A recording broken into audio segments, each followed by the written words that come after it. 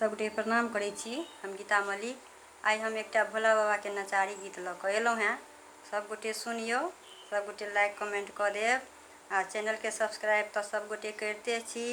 जे सब नहीं केने हैब से सब चैनल के सब्सक्राइब जरूर करब। एहन सन धनवानक नगरी में बतहबा बना देलक भिखारी।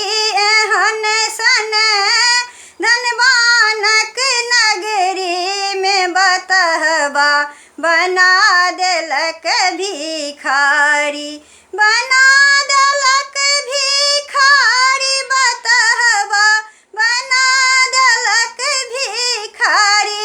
एहन सन धनवानक नगरी में बतहबा बना देलक भिखारी।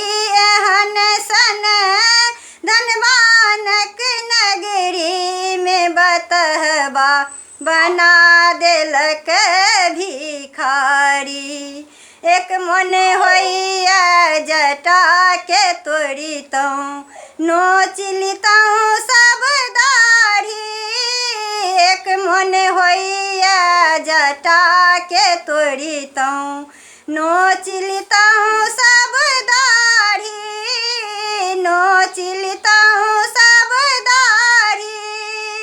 बस बरद के पकड़ कर रखतौं।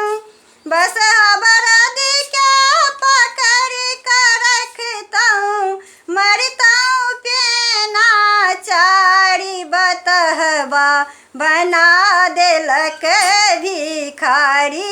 एहन सन धनवानक नगरी में बतहबा बना देलक भिखारी।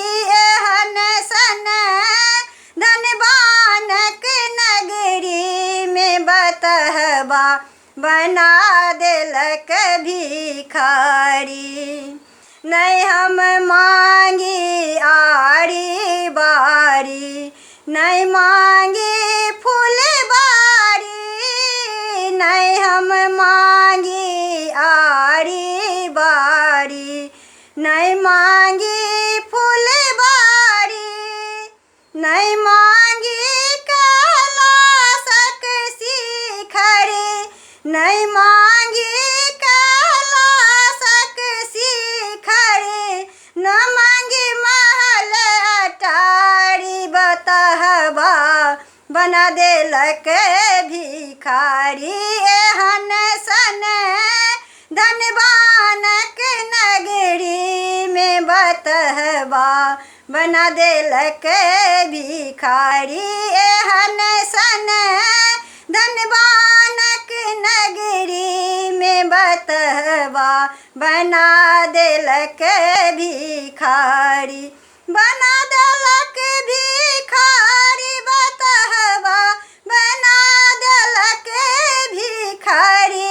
एहन सन धनवानक नगरी में बतहबा बना देलक भिखारी।